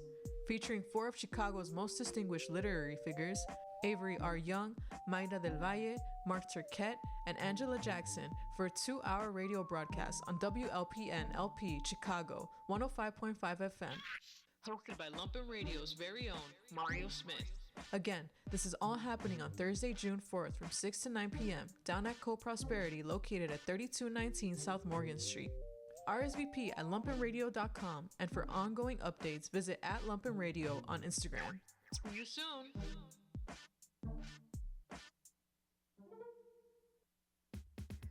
This is Sadie Woods, and I'm bringing you Gridlock Sound Lab, Rush Hour Radio featuring house, Afro-Latin rhythms, world beat, disco, funk, soul, electro, and indie dance music. Gridlock Sound Lab, first and third Fridays at 4, only on 105.5 FM Lumpen Radio.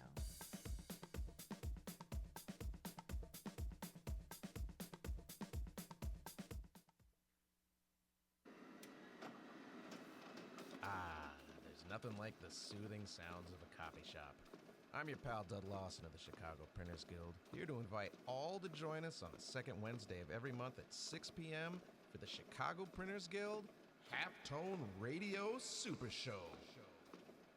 Every month we'll bring in one of your favorite Chicago printmakers to share the music they've been playing in the studio.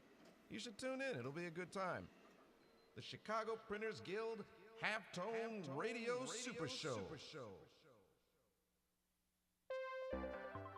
You are listening to Lumpen Radio, supported by Mars Community Brewing, maker of the Mars Elixirs.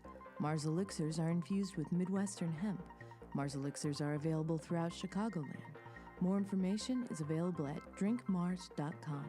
That's drinkmarz.com.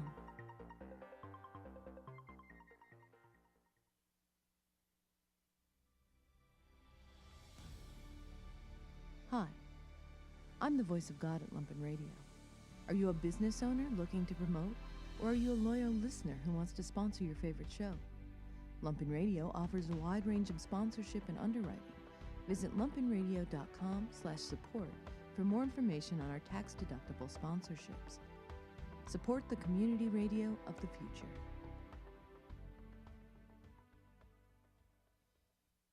You're listening to WLPN, LP Chicago, 105.5 FM, Lumpen Radio. You're listening to Lumpen FC. As always, reach out to us at Barra Brava Brewing Co. on Instagram, as well as 3160 Firm. Anything that we have coming up, any events, any of the things that we won't have planned for the future will be posted on those sites. You can also reach out to us at lumpenfcradio@gmail.com. That is lumpenfcradio@gmail.com, and we will try to get back to you as soon as we can. We were just talking about the World Cup, but I am going to move back actually one step to Champions League. I forgot to cover that. We do have the final this weekend, PSG versus Arsenal, which is quite the setup. Too bad for Mbappe that he moved on to Real Madrid. Because PSG does make the final one more time. And Arsenal back in the fight. What are your all's predictions for this one? Arsenal.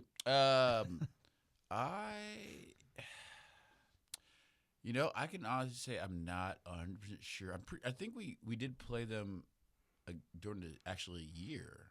This year or was it last year? But we played them. We did for sure last During year. the- Last year. I don't think you played them during the round. And we kind of beat them up. But again, and luckily we're at a tournament we have, after we won the league, players arrested. Their players arrested. Timber could possibly be back. Mourinho's back. I'm like, in my head, I think we win just because we're the style we play and we're just a little more much bigger than them. Right now, if we were to lose, I don't care. I've been really happy because the league was always. We're on the show. The league is always what I've wanted and what we've been the goal. Excuse me. I'm sorry. Ooh, Celsius. Cranberry limon. Like it's after what we've been through over the past 20 years and just winning the league, like I don't care. I'm sorry. But like we made the final. Do I want to win? Yes. Do I have like an idea of what's gonna happen? No. I think in my head, well, maybe we can win 3-1, 2-1 or something. But if we lose, I just don't care because like we won the league. I think on the show in the beginning, I was like, if Arteta doesn't win the league, he's getting fired. See, You know you listening out there. This is true fanship. When both questions end up with, I don't care. Yeah. I mean, y'all saw my thing when I called in the Grumpy. When you were gone, we talked about the World Cup. He's like, I don't care about the World Cup. Well, the World Cup. Y'all in club over country. We already know about this.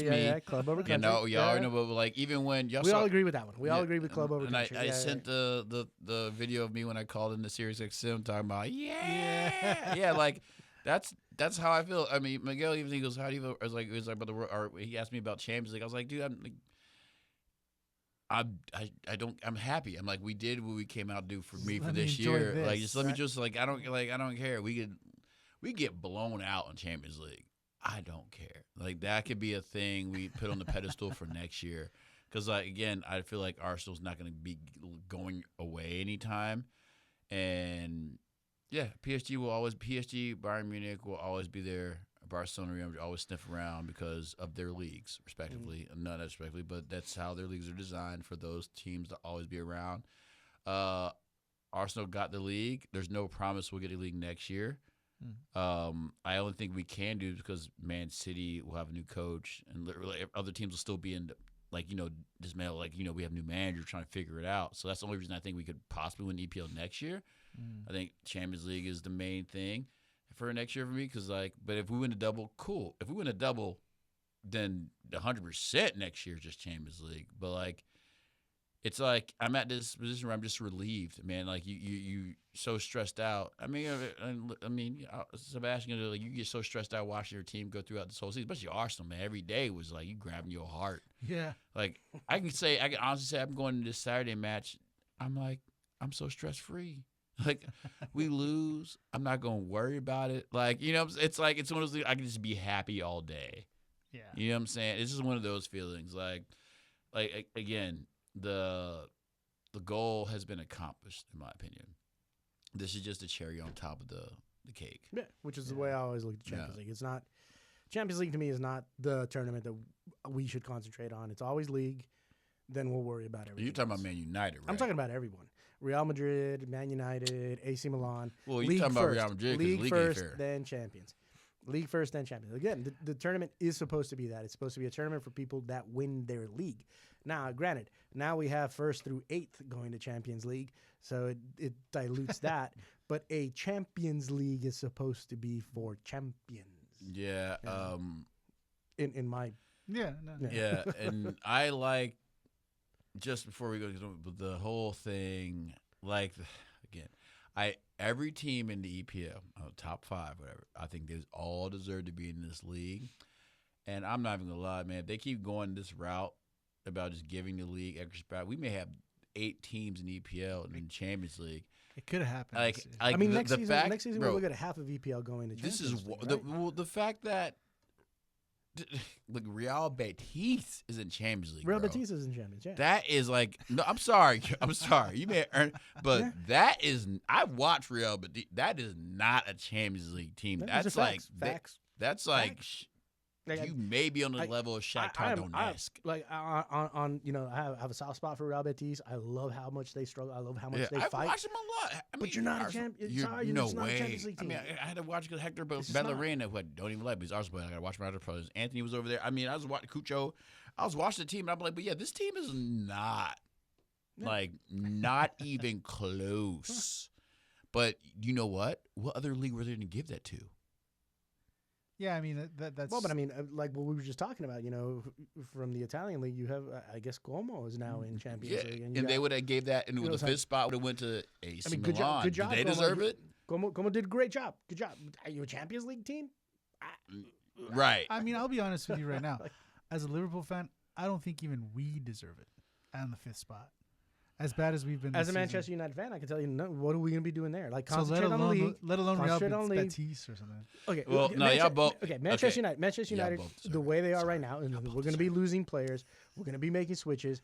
Are you going to tell me that we're going to compete against Bayern Munich? That we're going to compete against PSG? That we're going to compete against Real Madrid and Barcelona? No. Okay, here's my thing. With both of your clubs, yes, I think you both deserve the European land because you played in the league, and y'all definitely deserve it because y'all finished 3rd in the toughest league in the world. So, yeah, you grind it out, and you grind it out through a new manager, buying 2 forwards that both equally got injured, never got to really play their positions. So the worst was just out there I guess I'm just going to – I got 1 forward, 1 half the season, then I got hurt, then I got another forward, other halves. But that the league was still competitive. Still good. We go to La Liga. We looking at it. We know what's gonna happen. And my thing is we can see the 5th place team in England that got a Champions League will beat the brakes off of Real Betis. That's my only argument. The thing is, you already expand this thing. It's like the NCAA expanding the basketball field, and all these teams expanding the college football playoffs just to get beaten up on. all right, if that's gonna be what it is, you know what? Get rid of Champions League. Just make it a Super Copa tournament where the top 4 teams just play each other and get rid of it, so everyone can just focus on their Copa del Rey and their leagues. It should be a real Champions League. Yeah, just get rid of it. And not only first place goes, and first place that fights. Get rid of it. And not only has Champions League gone diluted, Europa League is also not fun to watch anymore. Remember years back where it's like sometimes Europa League would be like, this is kind of a better tournament. Europa League, especially when some of the teams went and left champions more fun and moved to down. watch. Yeah, Europa League was fun to watch, man. It was a very, very exciting tournament. It's not anymore. I don't care. And I don't. That one on any given day, any club could win. Right. That one was crazier to watch. You didn't know what was going on because you did end up with teams, who, hey, maybe the week previous they had a bye or they had, they had already won their league or they didn't have a match. So now they're coming up against a hard team, who is expected to lose to and would just punish them. Yeah. Why? Because that team just played Tuesday. Right. So, now they have to play now Thursday. you have Tottenham winning in 17th place. Yeah, right. And even with that, you talk about like the Aston Villa final. Nobody it was like we all know who's going to win this game For sure. Yeah. and they beat the brakes off them. And then it comes to Conference League. Oh, watch that game. Crystal Palace never really broke a sweat. Yeah. No. Vallecano fans are over there crying. I don't know why, because your team never stood a chance and you get beat. They're like, oh, but this is what, and the guys are like, this is what the tournament's made for. These fans are always remember that. What? Remembering that they paid a bunch of money to come get beat? Yeah. I don't care if you crying. That's your fault. It's unbalanced. All the tournaments, this new format, it has unbalanced the entirety of the format. Yeah. Right? There's no reason.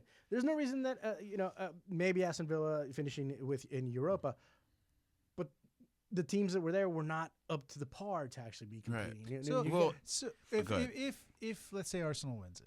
Mm-hmm. That means that 3 English teams won the 3 Euro tournaments. Right. What does that say? Which obviously tells you this is an imbalance. There's something that's just imbalanced here.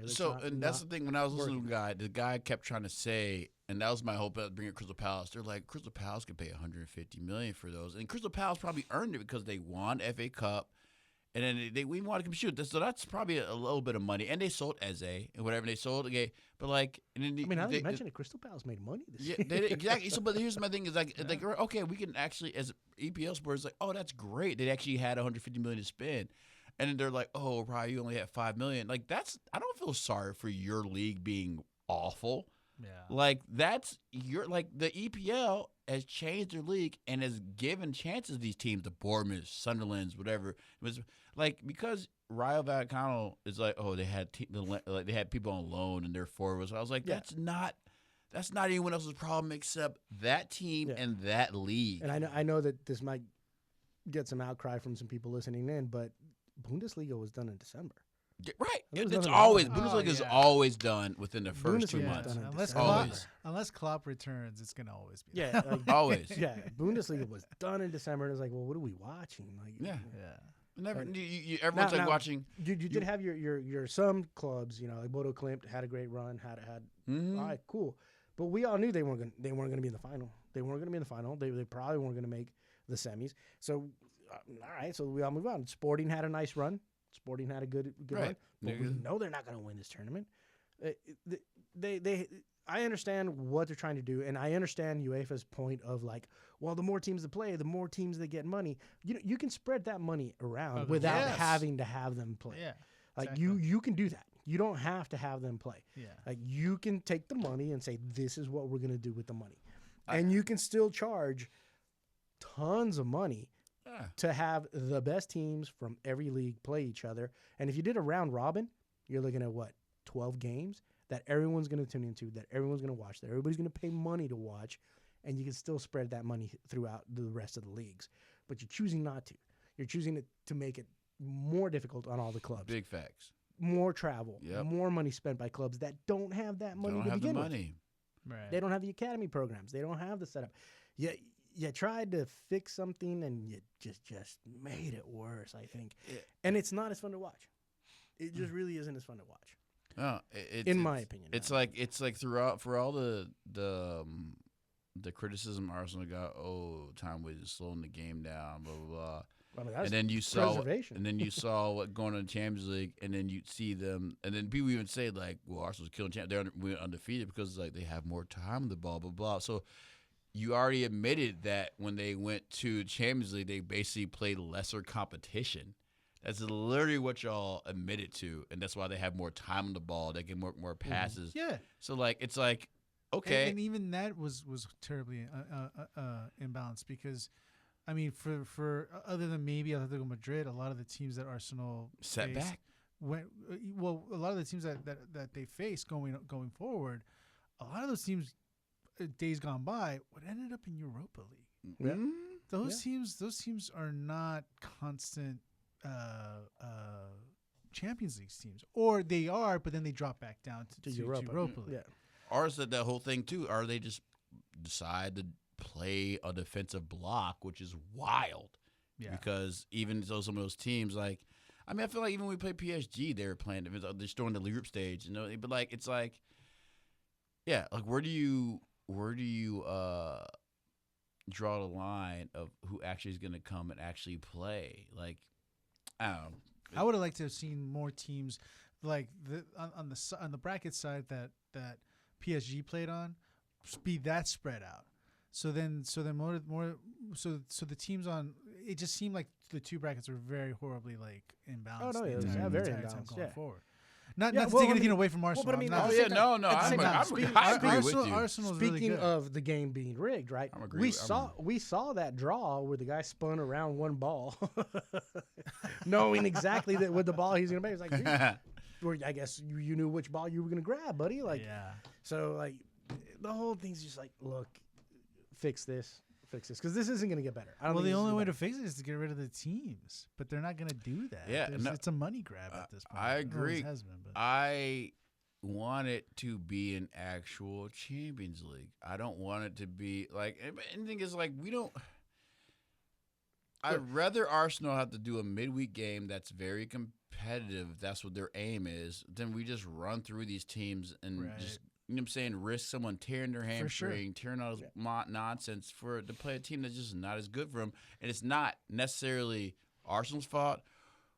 It's like the opposite league's fault for not letting this team develop the way they should be. And there's a whole conversation about like why Bundesliga and Serie A and La Liga are having issues letting other teams be better. Like Serie A probably is the best example of this Como coming up in the Champions League. It's amazing. Shout out to Cesc. I think that's great. Even Roma, because Roma's been booty Roma's been cheeks. bad, yeah. And they came up, so maybe they're doing something right. It's like there needs to be more awareness of like giving equal opportunities. Because I feel like the more opportunity you give to other clubs, the more the game grows, especially in Europe, where and all those towns need the money. It's like you're killing your own cities. All right. Yep. You know? we'll see what UEFA wants to do about it, because the entire time it just feels like UEFA's been just fighting this Super League thing. So, when it comes to the politics of it, Well, who that's knows? The thing. Yeah, you're right. It seems like this is just the backlash or the response to the Super League. Like, oh hell, if this becomes a thing, we better come up with something new and fresh so that people get interested in this Champions League. Who was ever not interested in Champions League? Right. You're trying to fix something that wasn't broken. It wasn't broken. I It feel- wasn't broken. I feel like they just ruined their own Super League credentials because, like, unless you're trying to have these guys play like in their own league, like, and not play their league games, which I thought they're still trying to play their league games, you just showed what would happen. Right. You literally just showed what's happened. The same teams are going to win. You don't have money to even pump into these Super League teams. Yeah. So the Super League teams are the same teams that are already Super League teams that are in a Champions that you made to a league, but selfishly enough, instead of expanding the funds of other teams so they can actually get better and competitive, you just kept it the same. So there's no point. Yeah, I mean, I'm telling you, if you took, say, the top two teams of every league, the way it finished, did round robins, you're still looking at 16 some odd teams. I can't remember how many regions there are. You're still looking at 16 teams or so. That's a great tournament. You're looking at the top teams of every league playing each other.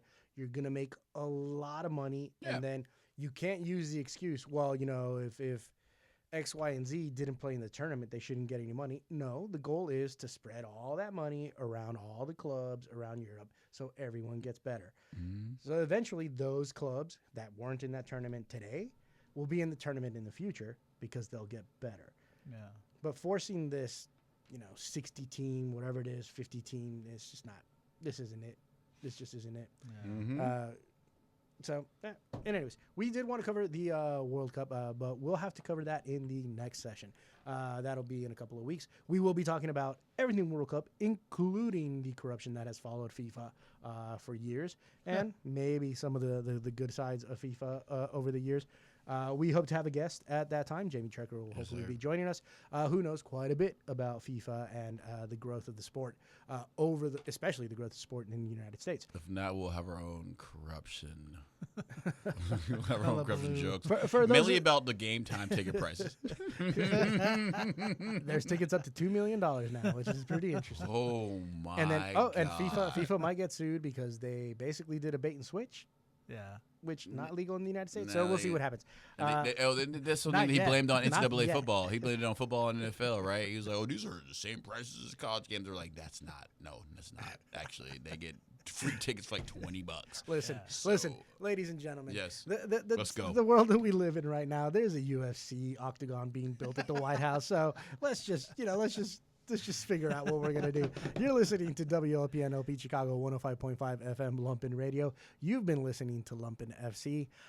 Again, if you want to get in contact with us, that would be Barra Brava Brewing Co. at Instagram, as well as 3160 Firm at Instagram. And also follow Almost Inform FC on Instagram, and you'll be able to get a look at what we are doing. Thank you all so much for listening to us tonight. Ramble on about soccer. Please have a good night. We forgot to say our names.